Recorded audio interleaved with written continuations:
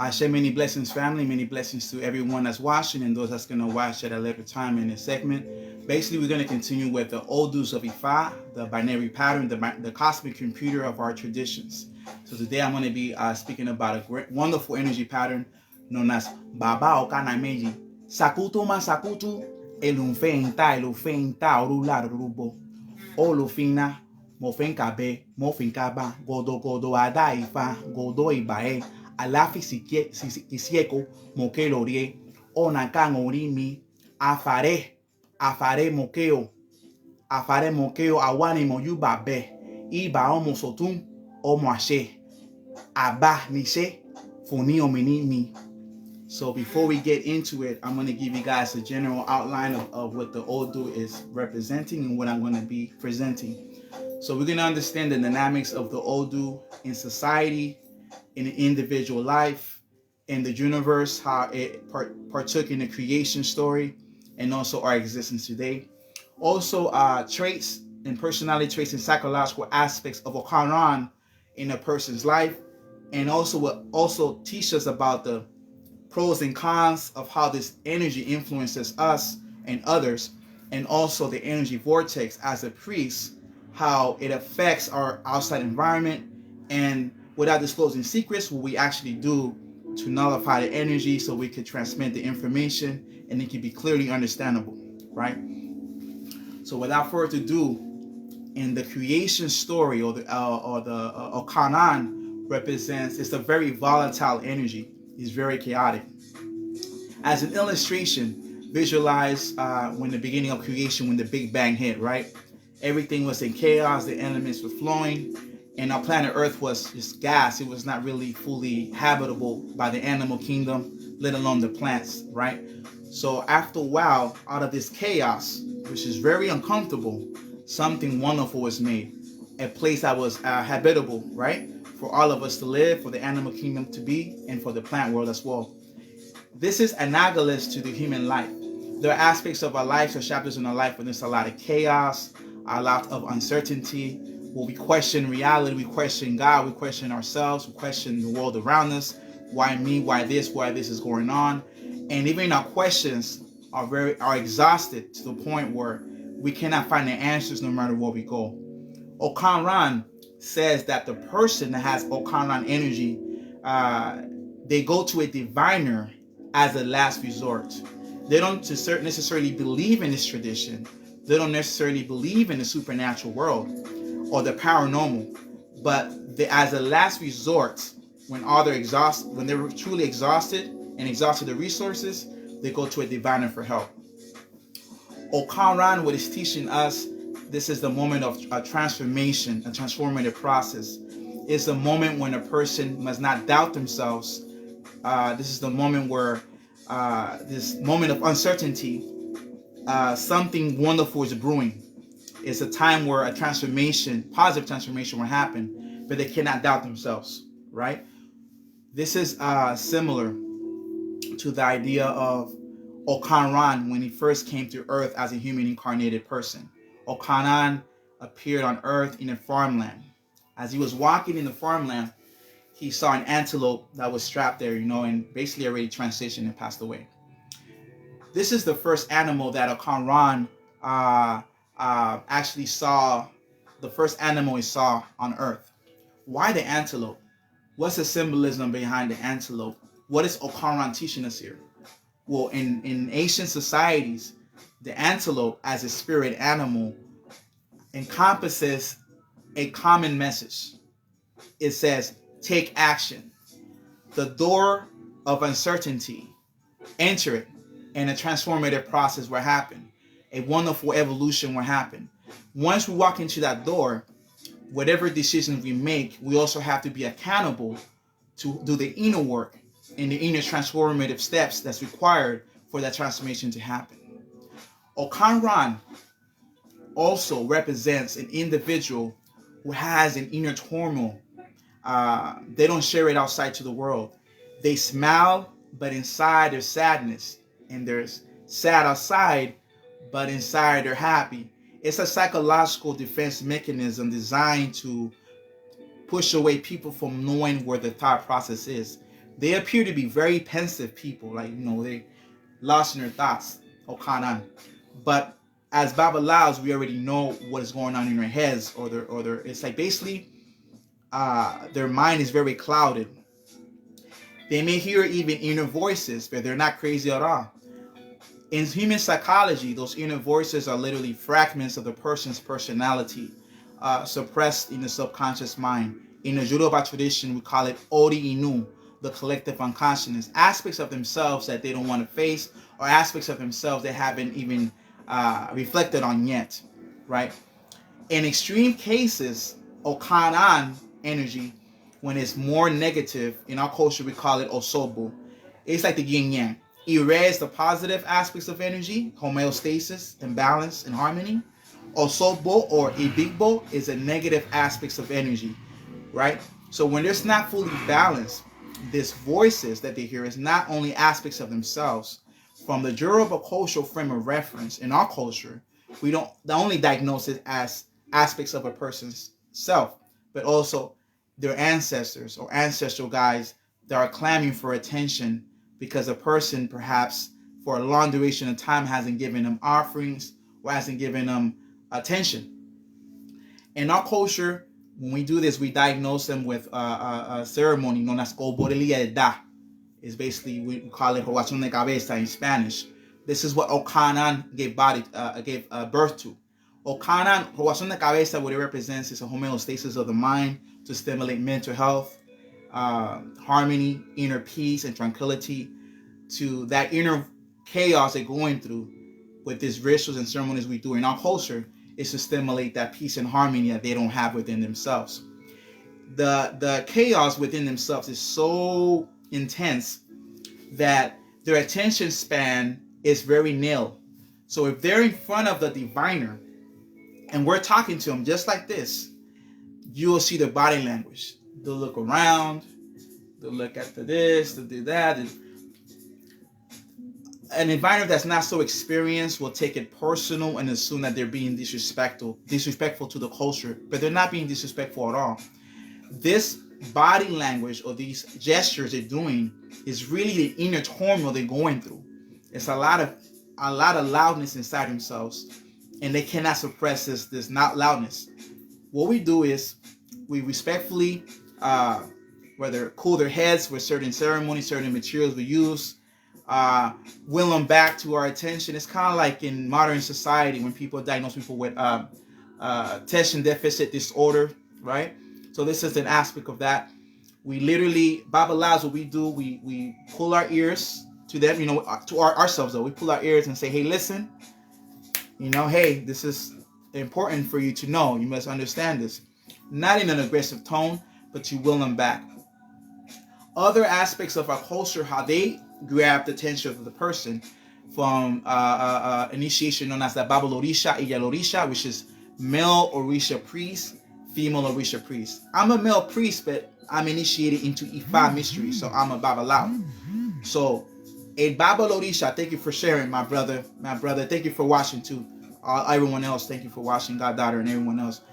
Babal Orishas and Iyal Orishas, to nullify a strong, volatile energy, because it's not just us divining and that energy pops up in a straw mat, and that's just a book we read. We open an energy vortex so that Okanran energy doesn't stay on the straw mat. It expands, just like the cosmic web in Tantra Yoga. When you touch the pond and it vibrates further and further and further. When we do our divination tools, that vibration expands from the Orisha room to the living room to the house to the client to the diviner.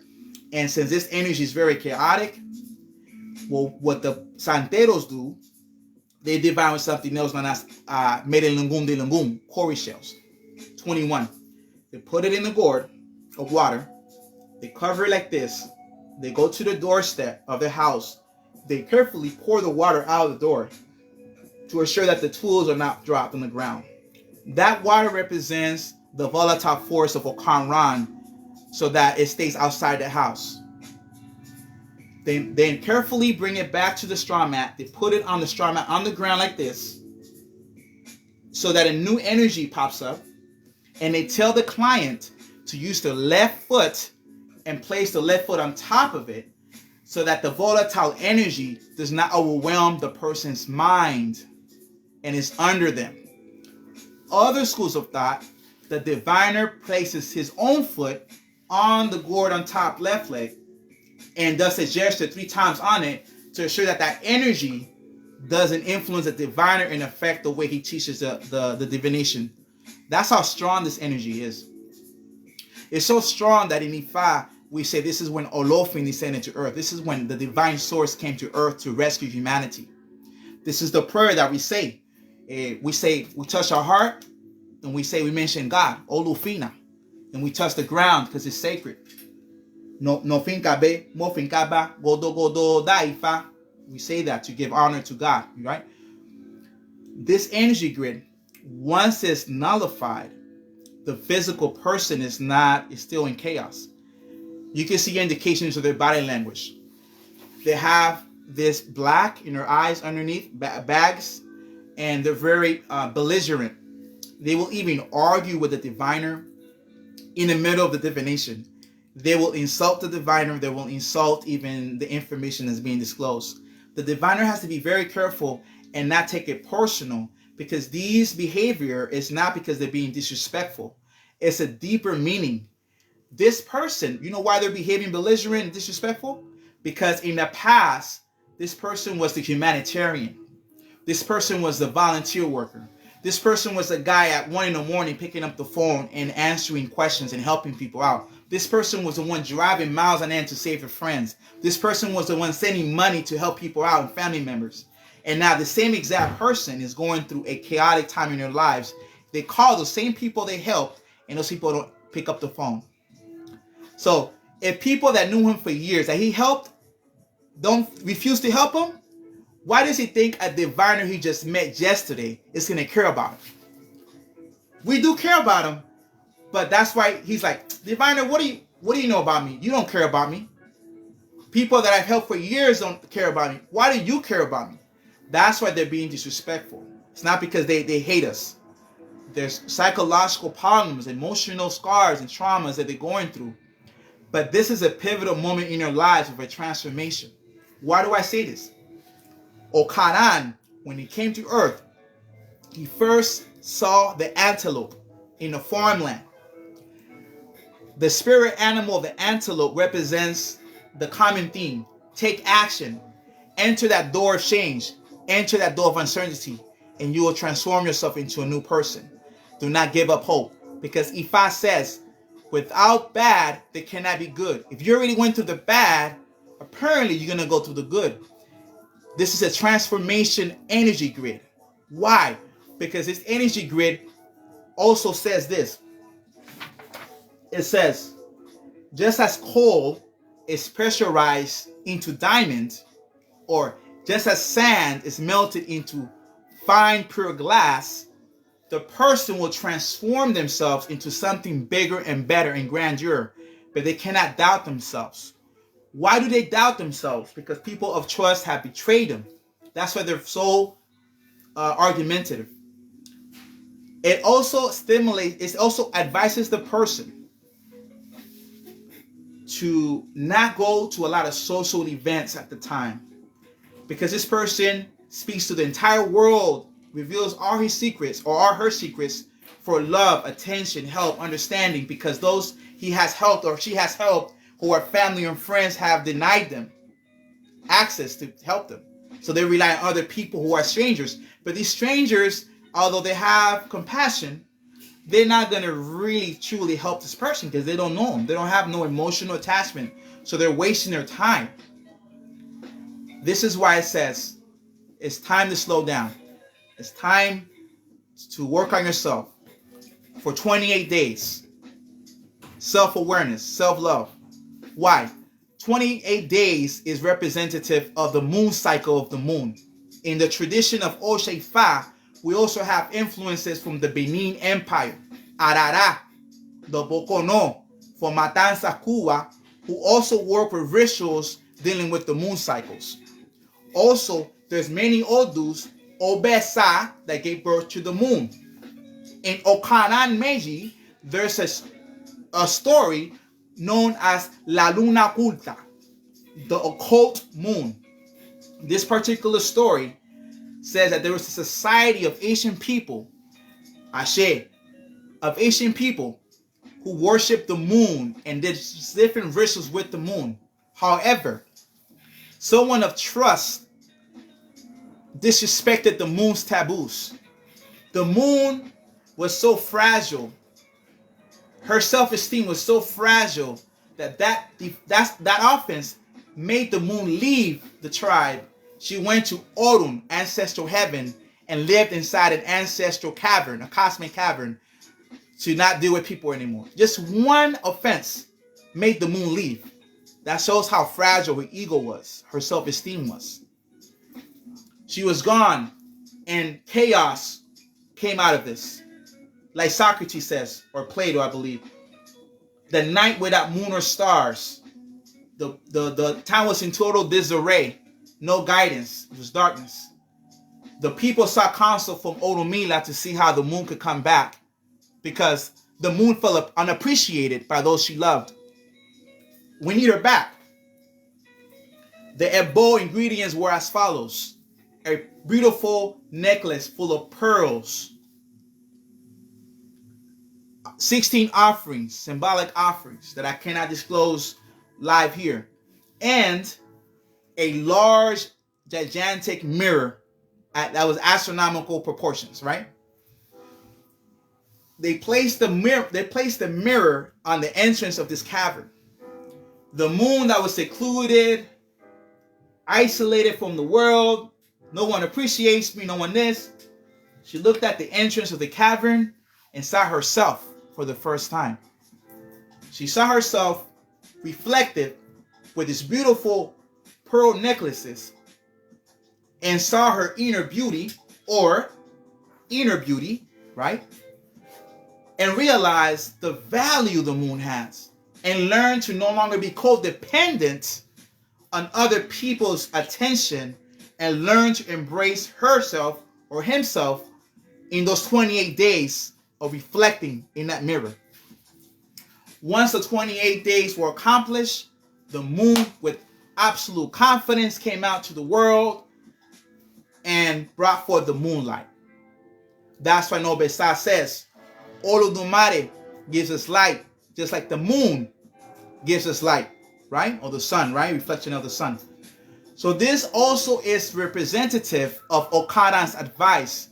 Take 28 days off from society. You know, all this stuff. Work on yourself. Meditate. Whatever you do. Work out. I don't know. Read a book. I don't know. Something you like to do. So you don't always be codependent on exterior attention. So when you don't get that attention, you don't take it personal like the moon did. And you'll have a alligator skin and laugh it off. Right? That's what Okanran says. But Okanran, you notice the moon went through a transformative process.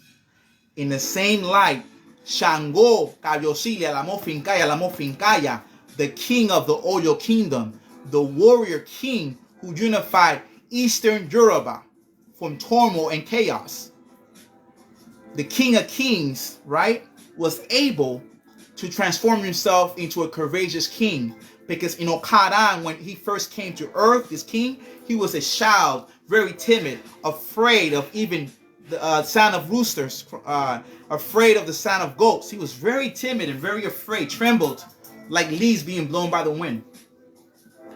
But it takes courage to acknowledge something we need to work on. Ashe. It takes 20, so Shango was focusing and acknowledged that there's a problem he had. It takes courage to acknowledge we have something we have to work on and really have accountability. Because Okanran does not like people telling him the truth to his face or her face. Okanran is so strong that when a diviner divines for someone that has that Odu casted, and we say something that's otherwise what they believe in, or criticism, they will curse you off. They will walk off the altar.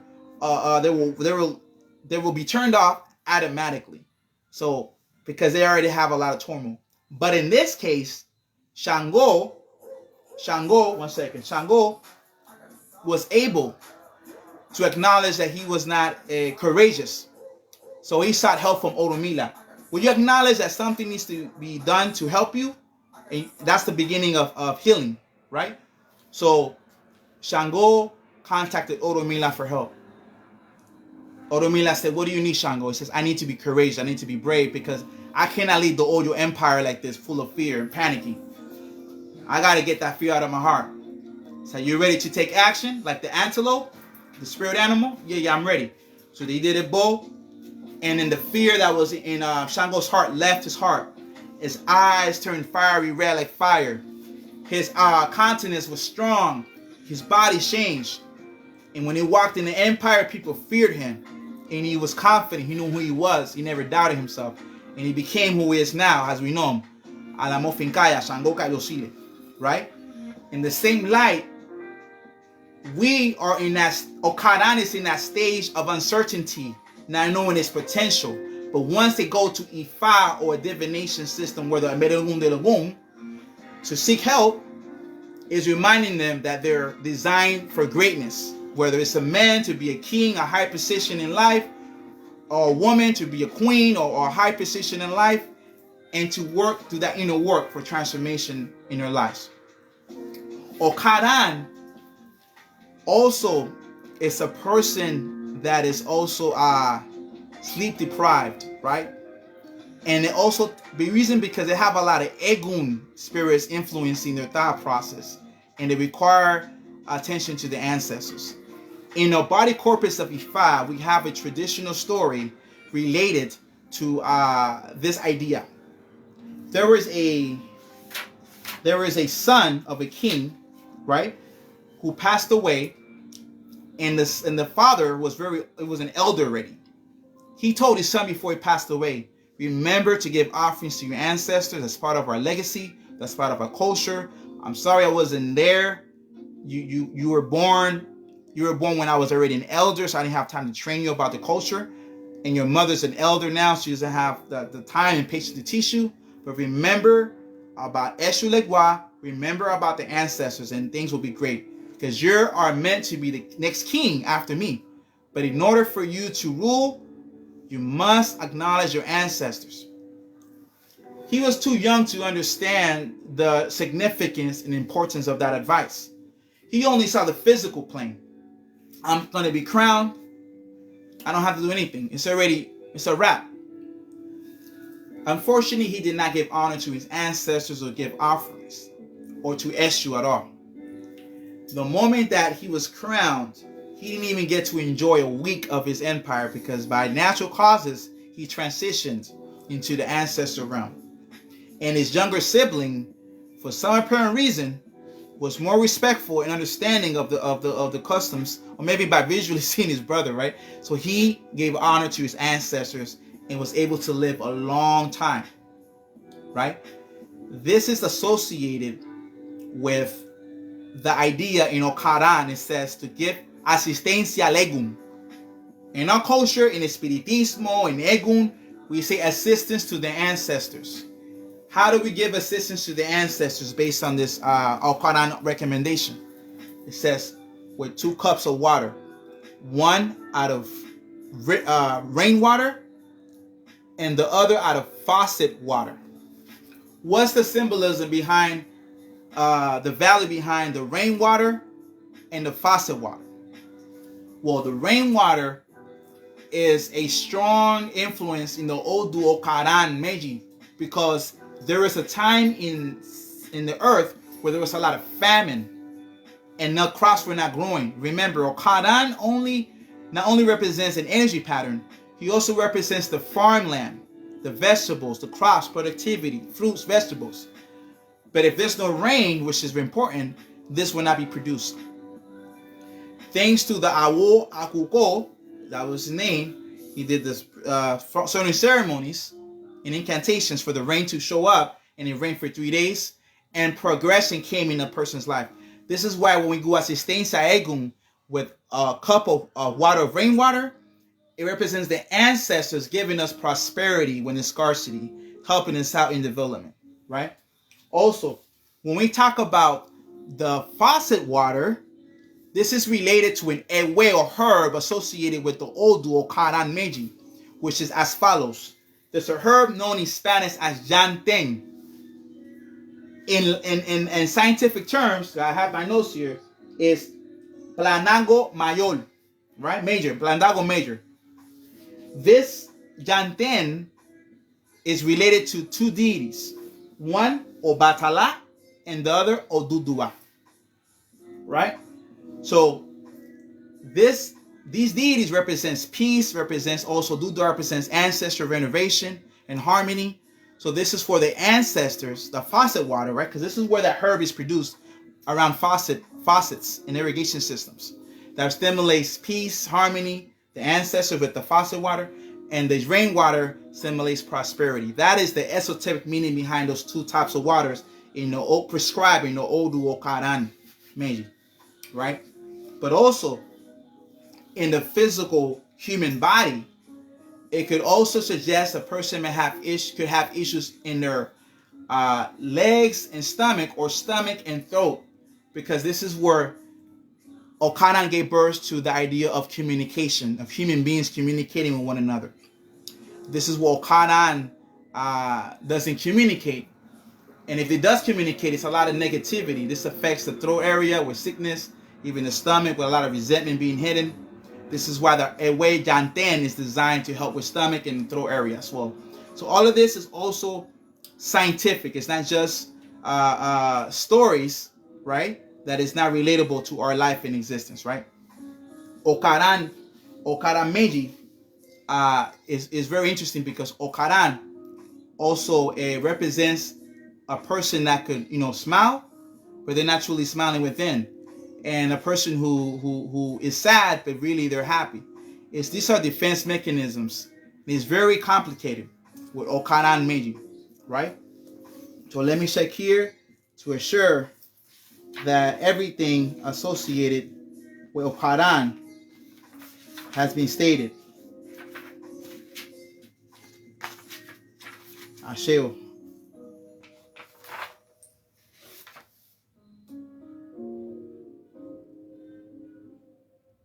Also, with Okanran Meiji, it talks about a person that needs to also be appreciative of what they have, appreciative of content with what they have so far. Because Okanran is not appreciative at the moment. Everything, it seems, there's a scarcity, and they want to become something that they're not. It's one thing to be realistic and work on yourself, but not pursue something that one is not. Why do I say this? Because this is a story in Okanran that talks about the fisherman who decided to be like a fish, literally. Right?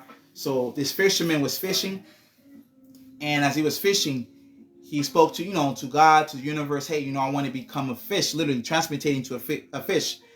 And he met Orumila, he did a ceremony where he basically provided what he wanted.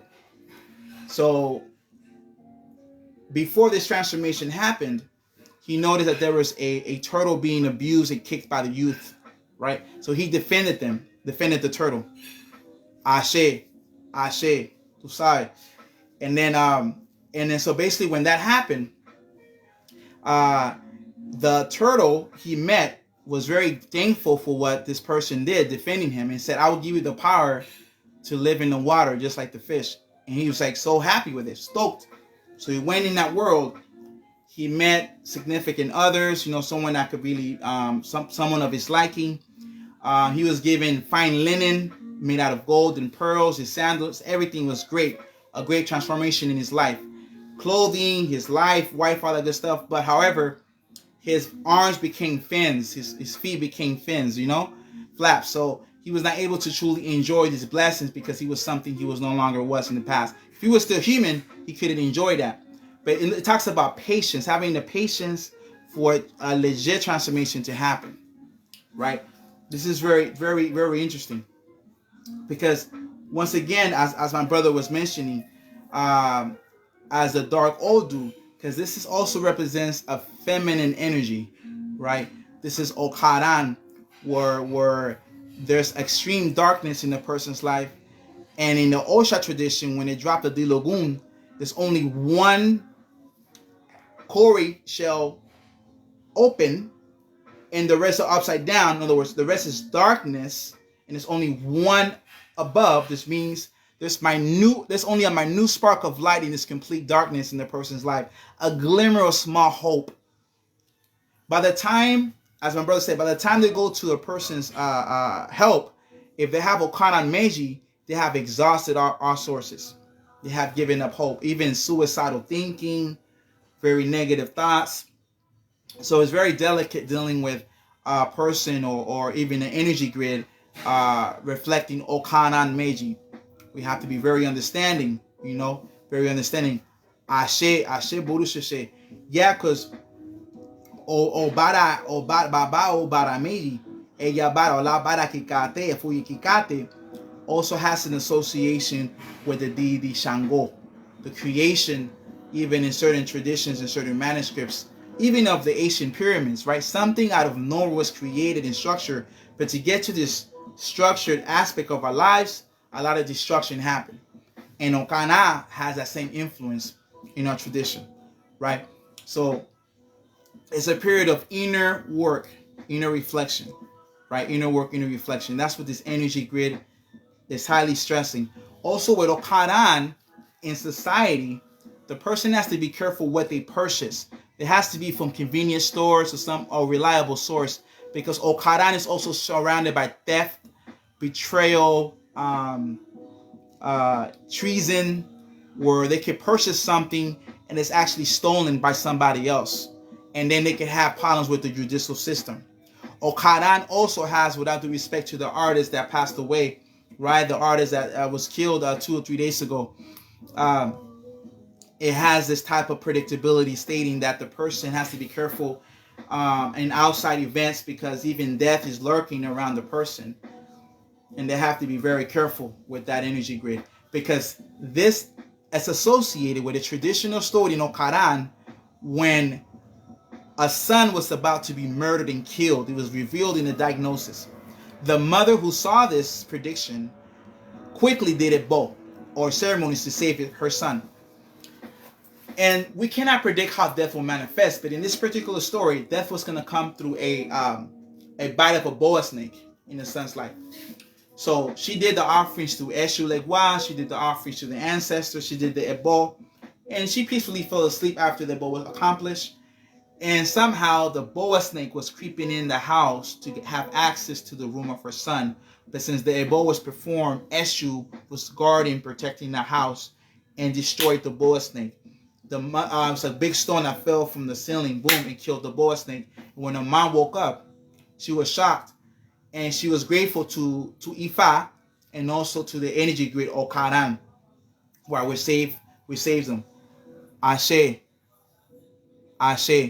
Yes, indeed, my brother. Okanran teaches how to avoid wickedness and how to reap the blessings of Obara. Very true, because Okanran Meiji unfortunately says that the person has a lot of negative karma that they have reaped from different negative actions they have done. Their words have been used to attack others, very violent. So Okanran represents the reaping of all the negativity they have done. Okanran Meiji teaches us that the idea that there's consequences for all the actions, whether it's good or bad. There's no initiations, there's no ebo, there's no cleansings that can remove us, obstruct us from the karma we're going to face for doing negativity. Okanran teaches that. Okanran basically, although they've done a lot of good, the bad they've done outweighs the good sometimes, and it affects their physical life with different strange circumstances and situations. Okanran also teaches in Ifa, the person has to give honor to the guardian angel and to pay attention to the dreams, because if their head is not refreshed and the dream world is not clear, they will miss important lessons. Because the traditional story associated with this advice is that Okanran shows a significant other to marry, but unfortunately to his lack of understanding and knowledge was the incorrect person, because it's not judging the person at all, but the person itself was doing a lot of negative magic, negative juju, affecting his life, affecting the whole house energy. He had a dream. In the dream world, his guardian angel told him, hey, this person's practicing this, practicing that. He did this at both to get rid of all this negative influences happening, and by natural causes they separated, and he was able to evolve better. Thanks to listening and taking heed to his guardian angel. This is why Okanran cannot doubt their intuition, because when they doubt their intuition is where a lot of mistakes are made. Because you know what they say, we see lightning first. That's what we think we saw, but we actually heard thunder, but we see lightning. This is Shango, where if we're not sensitive to our environment and wait till a problem happens and then react, that's Okanran, a reactionary person, not taking time to listen. That's why they need that solitude, that time to have that inner voice, that internalized voice. Ashe. Bad people will find bad people, and good people will find good people. Ashe. This is a beautiful poem in where the guardian angel told Okanran, a snake will produce a snake, and from the womb of the snake, the poison will produce more poison. So whatever we are, we attract and become. You see what I'm saying? So it has the same idea and the same philosophy of the culture. Okanran Meiji. Yeah, it's a very interesting energy grid. Now we're gonna segue into more traditional stories of Ifa, of Okanran, because remember, Ifa does not only speak about human beings, right? Also, Ifa, before humans, he spoke to the plants, he spoke to the animals before he got to us. Ifa is so old. So I'm going to share a little bit of some information of what's in the body corpus of our culture, what we actually study, and then, get a little bit message from there. So one of the stories was the main characters is two trees, one known as Araba and the other is Iroko. And both trees, Iroko and Araba, we both know they're ancestral trees, right? Very sacred. Just like Gambia and Asian synagogue before the pre-colonial times, I think they call it Ceres. They also have a traditional belief where they bury their priests and priestesses under those trees, sacred trees. In the same light, the ceiba tree, Araba, is very sacred in our culture in Cuba as well. And also in Nigeria, we have the Iroko, which is very sacred, an ancestral tree. So we have an ancestral tree represented in Okanran. It's already pushing the idea that Okanran, whoever has that energy, has to be close with their egun. Because it literally says the person has to feed their egun once a month, 12 times a year. That's how disciplined they have to be. But to get back to the story, Ifa recommended Iroko and Araba to do a bow so that the axe would not defeat them. The axe was basically a weapon designed, but by humans that was going to potentially destroy them. The trees were not aware of this threat because they didn't know about how humans could conduct themselves. And Iroko did not do the ebo to protect itself from this oncoming threat. Araba did. Unfortunately, Iroko suffered the consequences, thinking that it was mighty and strong and would not suffer. And the acts of humans destroyed Iroko.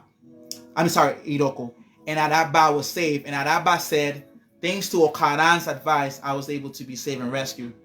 And so it says that no matter our exterior, no matter how strong we think we are, we always have to get help. We always have to make sure we're strong. We have to fortify our area at all times. Keep your eyes peeled. We got to be very strong in this sense, right? It's so another patakin with Okanran, Baba Okanran Meiji. It talks about also where a person may not have leadership, whether in employment, whether in family, whether in a household. This literally translates into a story where the ants are involved, right? The ants wanted this power. So they did a bow and they were able to multiply and lead an ant colony in an organized fashion. Okanran, to be able to be a great leader in the community, for their own family, for their own selves, they have to do a bow all the time. That's what Okanran is stimulating and teaching, right? So without further ado, I appreciate everyone's comments because I see it here. My brother Andrew Tapia, I appreciate my brother, everyone's support here. My brother Amil Ariel Al-Nasir, my one bay, my friend Liz Losada. We have very great memories and times in the Afro-Cuban Omoache, company, Folklorical company. We're dancers and performers and drummers from the Afro-Cuban traditions. We're longtime friends. Also, Antoinette, we're childhood friends, right, from back in the days. I have a great memory. And also my goddaughter, Lovey Sada, mi hermano y de Francisco Martinez. And everyone here, you know, my brother also, Kijan Sajeh, very great scholar and researcher, you know, and also my Tez Reed, and of course my brother, who every now and then we meet and study, and look how he's, you know, also contributing with the live. My brother Angel Tapia Babalao as well. Thank you, my brother. Thank you so much for that. And now I'm gonna kindly start speaking in Spanish, right? So that way, for just to keep a record of this live, because speaking of exhaustion with Okanran, it exhausts me when I just speak English and then do another live Spanish while I'm in the heat of the moment and my mind is running, and I like to just do it so that way the record is there, because eventually I put this in YouTube to organize my studies and also for the people who are contributing. It also helps me with my studies as well. And I hope that you guys also learn something about yourselves, because this is human nature, right? So without further ado, I'm going to begin speaking Spanish of the energy grid. So, muchas bendiciones, familia, que me lo come con muchas bendiciones. Esto fue una lectura en inglés que hice del Odun Okanameji, Baba Okanameji, Sakuto Masakutu, Wenufenta, Lufenta, Ularubo, Olufina, Mofinkabe, Mofinkaba, Godo, Daifa, Godo y Bae. Entonces, este Odun es muy interesante porque es una energía muy polémica, muy caótica, donde está reflejado en la creación del universo. Cómo fue influenciando la creación del universo y cómo se manifestó. Bueno, todos sabemos que cuando se creó el universo y las estrellas, había caos y los elementos de las tabletas, los elementos estaban esparcidos en el universo y nada estaba concreto, no había estructura todavía. Y a través de esta falta de estructura en el planeta Tierra, no podían habitar las plantas, ni menos que menos los animales, ni menos que menos los seres humanos. Pero a través de este transcurso de caos y evolución, y erupciones volcánicas y agua y todas estas cosas que funcionaron, aunque fue muy caótico, al final se creó una armonía, una estructura, un ambiente habitable para la vida. De la misma forma, el ser humano, influenciado por el Odun Okanran Melli, también está pasando una etapa muy dificultosa de caos, de confusión, de dudas en su vida, donde la persona cuestiona hasta la creencia de Dios, hasta cuestiona la religiosidad de la religión, hasta cuestiona si las deidades existen. El Okanran Melli, en el punto de los obos, ya está influenciando el cerebro de la persona, donde el cerebro ya está, no hay claridad en su cerebro. Y la persona en Okanran Melli influenciado, cuando llega ya a las teras para recibir un servicio, se le ven ya abajo los ojos esto oscuro que habla donde la persona no ha dormido suficientemente, tiene adversidades en su vida donde le ha causado ansiedad, y la persona ha sido muy bondadosa, un humanitario, una humanitaria, una persona voluntariosa que cuando lo llaman por teléfono responde para ayudarlo. Si hay un problema siempre va a ayudar, una persona buena y noble. Pero llega un momento determinado donde la persona sufre un problema mental o una circunstancia muy dificultosa y llama a las personas que ayudó en el pasado, pero cuando los llama no responden, y entonces la persona duda de la humanidad de las personas. Ya pasó eso, y del momento que ya viene a recibir servicio de un adivinador, la persona aparenta ser falta de respeto, pero no lo es. Es porque ya dice, coño, si la gente que yo he ayudado no me ayudan a mí, ¿cómo que este adivinador me va a comprender mi sufrimiento? ¿Cómo que este adivinador va a tener la paciencia de escucharme si la gente que conozco por años no me escucha? Y entonces por eso que no podemos tomar personal el comportamiento de una persona influenciada por Okanran Melli, porque hay otros factores que hacen que la persona se comporte de esa forma, hasta comienza a discutir con el adivinador si llega un oso con Okanran Melli. Pero no podemos tomarlo personal. Los factores que influencian el cerebro de la persona como Okanran Melli, los factores negativos, es que, primero, como he dicho anteriormente, no durmió la persona, se le acabaron los recursos de ayuda, la persona ya acude a estas tradiciones ya al final de todo lo que ha hecho y no ha habido resultado. O sea que tener mucha paciencia con la persona.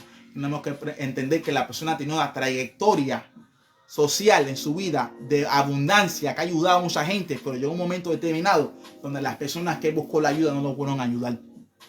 Pero se le recuerda a la persona, igual como el planeta había caos y vino un orden y vino la influencia, la armonía y hubo la vivencia de donde los animales y las plantas y los humanos pudieron sobrevivir.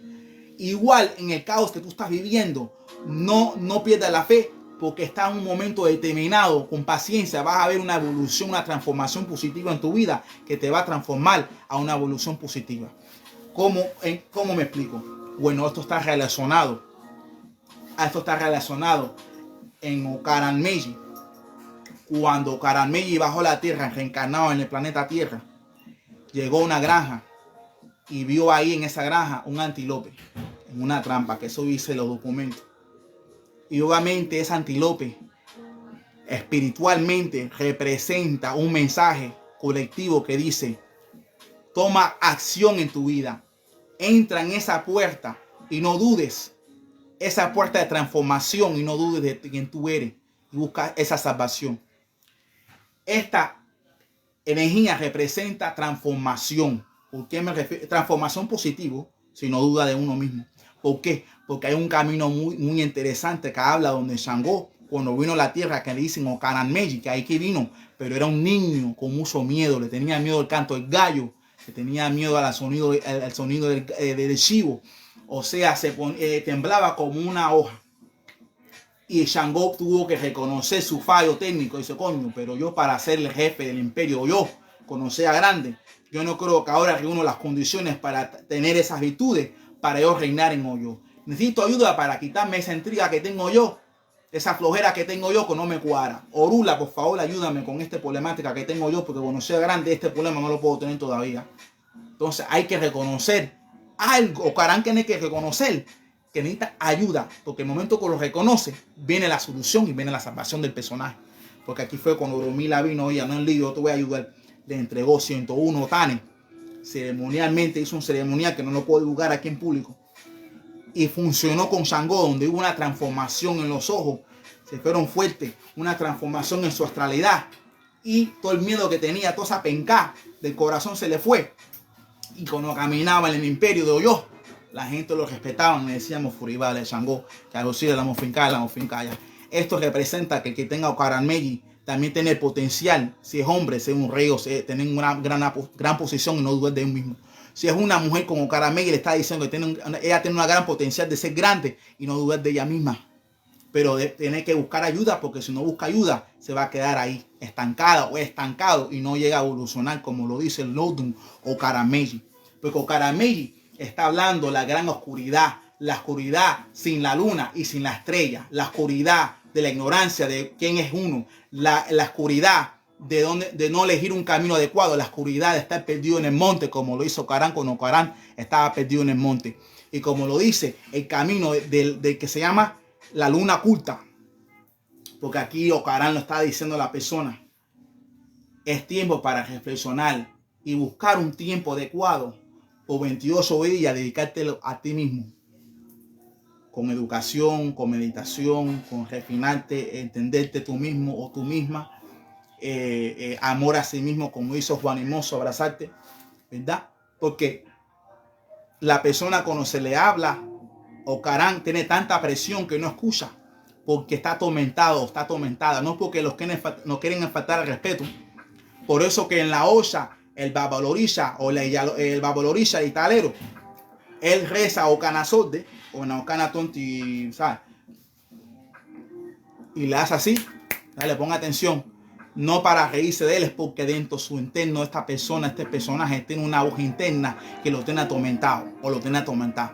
Y estas voces internas con iré está hablando que son aspectos del personaje, de su subconsciente, que sale a la superficie y piensa que son diferentes voces, pero son voces internas de él mismo o de ella mismo que se manifiestan en los sueños, y ve a otros personajes hablando, conversando con mensajes que le está hablando, pensando que son distintas personas, pero en realidad es él o ella misma que le está dando un mensaje de que busque la salvación y busque la ayuda y busque la luz para salvarse. Pero cuando Okanran ella se está influenciando en un osorbo muy fuerte, está hablando que ya las voces ya no es él o ella misma. Está hablando de algún perturbadores que lo puede afectar a tu cerebro y llegar a esquizofrenia si no coge ayuda suficiente a tiempo. Por eso se le advierte a la persona con Okanran, por eso nace la robación de cabeza y por eso que la persona debe de hacerse robación de cabeza, atender a sus muertos, a sus hegun para estar en armonía. Porque dice Fadi Sorul en Okanran Melli, la persona debe tener una conexión con su hegun, debe darle de comer un acucú a su hegun una vez mes, 12 veces al año, porque Okanran Melli habla el pataki del hijo del rey, que era muy joven, muy joven, se hizo rey, y el puro de él, su papá, era muy mayor para dirigirlo y enseñarle la tradición de Egun.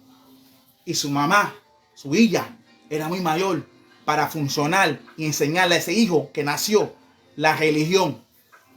Y el padre, antes de partir para Orun, le dice: mijo, tú vas a ser rey, pero antes que te vayan a coronar, para tú tener esa corona y no se te vaya a caer de la cabeza y tenga vida larga, tienes que darle mofuribales a los ancianos de la noche y darle además cabrio a eso para que mantenga esa bendición por un largo plazo, porque si no lo hace, Otoku no llega a disfrutar tu corona.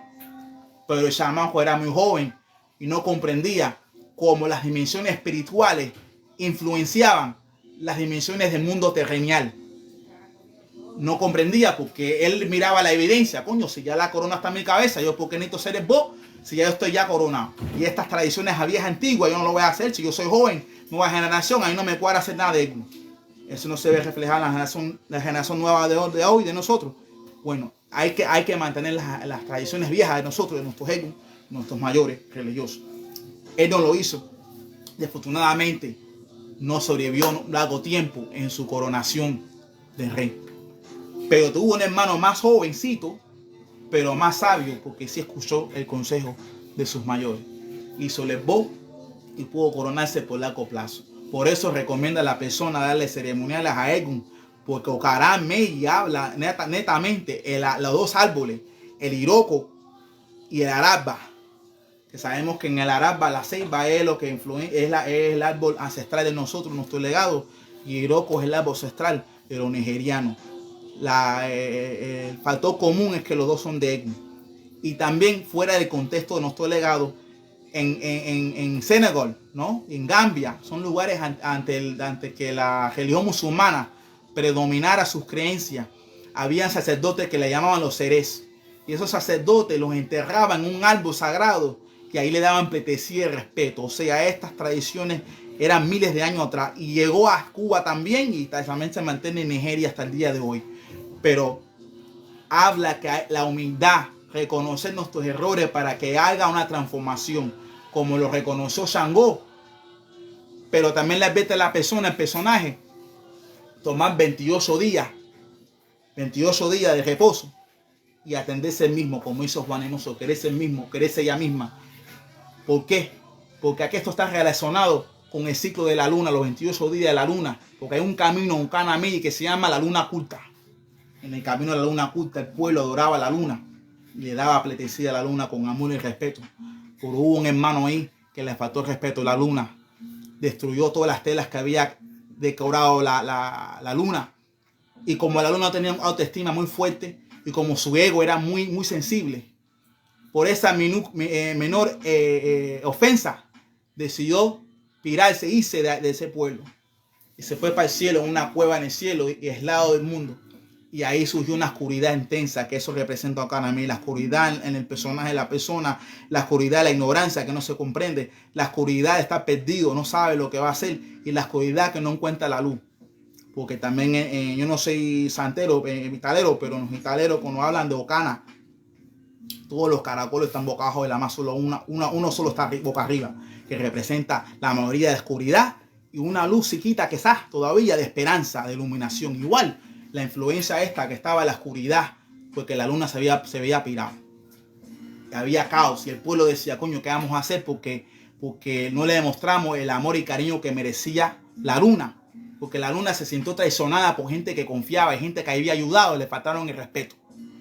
Y Orula dijo, bueno, para que ella vire para atrás, necesitan ciertos ingredientes. Necesitan un collar de corales, de 16 al 10, y un espejo grande. Y ese espejo grande se puso en la entrada de la cueva.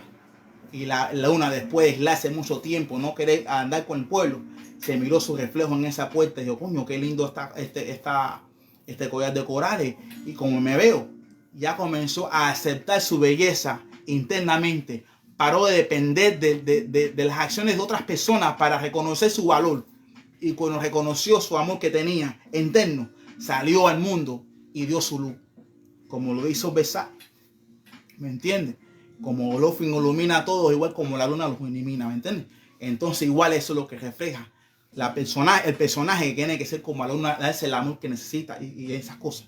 Porque aquí también habla de la influencia de los ojos de la persona donde está oscuro acá abajo, porque no duerme, siente voces internos, como ya hemos hablado anteriormente. La mente está muy opaca. También Okanran dice que tiene que tener mucho cuidado donde vaya a comprar cosas, porque dice que puede comprar algo que ya fue robado y puede estar perjudicado por la salud, por la justicia. Tiene que tener mucho cuidado en su andanza afuera, porque hay muchas negatividades rondeando. Porque fuera del contexto de Ifa, en la olla también los santeros y santeras tienen también sus ceremoniales que hacen para apaciguar la influencia de Okana hasta un cuarto santo, hasta en un hogar, porque esta es una energía, un portal, una dimensión que se abre. No solamente está en la estera esa letra, eso también se influencia en diferentes aspectos, en diferentes áreas de la casa. Igual como uno tira una piedra a una laguna y se esparce esa vibración y se extiende, como lo dicen la gente de India, el Tantra Yoga, igual los signos y las energías que van cayendo en las teras son energías que no se han ilimitado ni cuarto, que también se influencian afuera. Y los santeros tienen un ceremonial muy sagrado para apaciguar esa influencia. En su jícara ponen los caracoles que cayó ese signo, o esa letra. Cuidadosamente ponen su mano ahí, van a la puerta, le echan agua fresca y ponen el agua fuera de la puerta para que esa energía caótica se quede fuera de la casa y no vaya influenciando el hogar. Y después ponen la jícara en el piso y ponen el pie izquierdo arriba de la jícara, para que esa negatividad sea abajo y no influencia en la cabeza. Porque también en el mundo fisiológico de esta energía habla donde puede haber problemas en las piernas, en el estómago y también en el cuello. Por eso habla del Lewey Yantén, que está diseñado para quitar dolores en el estómago y dolores aquí.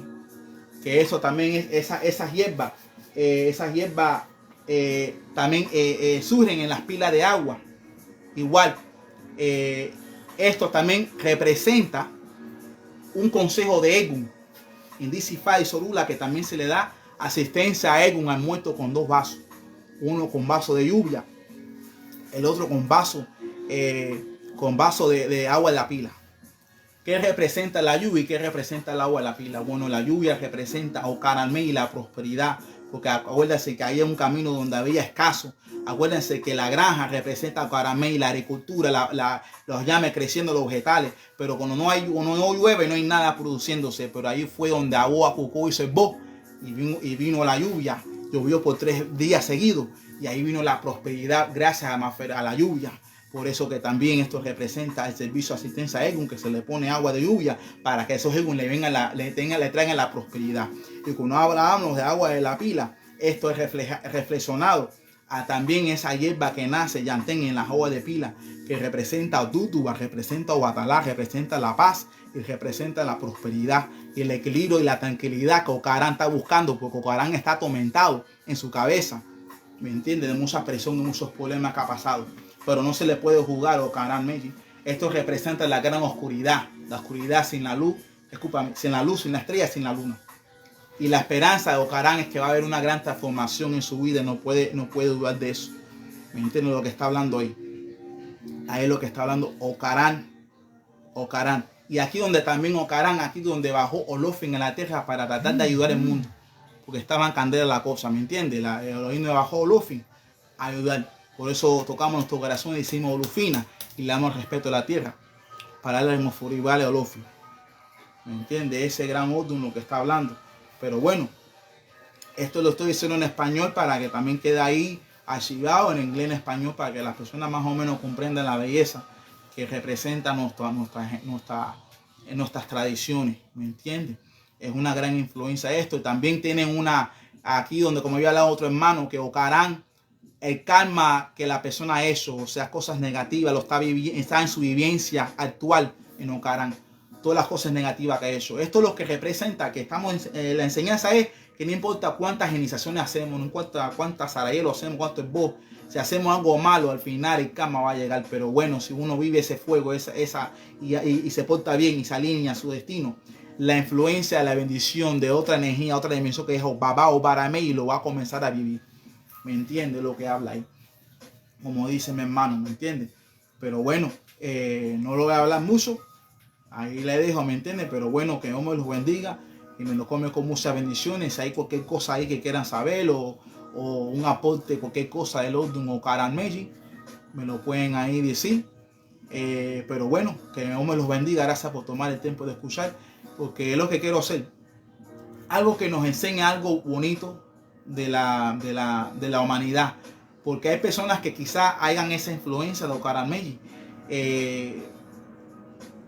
Ponen una careta en su exterior y están pasando por algo muy dificultoso y no tienen la valentía de hablarlo afuera, porque aquí habla la comunicación de los seres humanos. A través de la comunicación los entendemos más y sabemos cómo podemos ayudar a uno, pero si no hablamos no podemos ayudarnos. Por eso Okanran Melli habla la comunicación de los seres humanos. ¿Entienden? Muchas bendiciones, pero dice que nunca divulgar todos los secretos, porque aquí fue donde la Cucó trabajaba por Olofin. Y eso dijo, oye, pero qué volá. Entonces ahí donde la Cucó no le habló la verdad, le habló un poco al revés de las cosas. Y dijo, no, estoy contento con lo escaso que hay, ¿verdad? Y Jesús se puso bravo y comenzó a traer la lluvia para encabronar a la Cucó. Le habló al revés y vino la lluvia. Y entonces después divulgó en la Cucó sin querer un secreto de Olofin, del palacio, como vive. Y eso se lo divulgó a Olofin, ahí donde la Cucó sufrió pérdidas en su vida. ¿Me entiendes? Ahí por eso que ahí fue donde su comió a Cucó por primera vez en Okanran Melli, porque la persona por su propia lengua se destruyó. Hay bendiciones que uno puede tener, pero no divulgarlo todo a los secretos y esas cosas, ¿me entiendes? Lo que habla ahí en Okanran Melli. Pero bueno, también ahí habla que lo que pida Shango se le da al Egua y lo que pide el Egua se le da a Shango. Esto es una energía muy complicada con Okanran Melli para obtener la bendición. Por eso mi hermano había hablado de la influencia de Baba o Baramei, que ahí es donde surge la energía de Shango. Para poder coger la energía de Shango, ¿entiendes? Tiene muchas cosas interesantes. Pero también Okanran Melli es una energía femenina. ¿Me entiendes? Muy complicado esa mecánica, esa talla. Pero bueno, bendiciones familia, que me lo come con muchas bendiciones. Voy a hablar ahora bilingüe, a ver si uno quiere preguntar algo ahí, o en inglés, español. Pero gracias familia. So yeah, in English or Spanish now, this is more bilingual now. So if you guys have any questions of what you guys heard previously, or people just tuning in, any questions you guys may have of the energy grid or lessons or something they want to contribute with, or questions about the traditions, feel free to ask. So this is just Spanish and English. I'm going to leave it open for a couple minutes. So whatever you guys want to ask, feel free to ask. You know, so I appreciate you guys' attention and time. So estoy mirando aquí a ver si. Okay, so Sandra Jill, yes, we'll pray for you. Please, when you get a chance, Sanders, send me a DM of the exact situation that you or yours or family or friend is going through, so that way the prayers that I do is specifically related to your situation or their situation in Dallas. So I pray for that. I share many blessings. A ver, aquí está, ahí está. Bueno, bendiciones familia, que bueno come con muchas bendiciones y hasta ahí vamos a funcionar. Yo creo que todo dará todo bien y gracias familia por su atención y su tiempo. Que me los bendiga. Así y Ború, así voy a hacer y van eso. Así.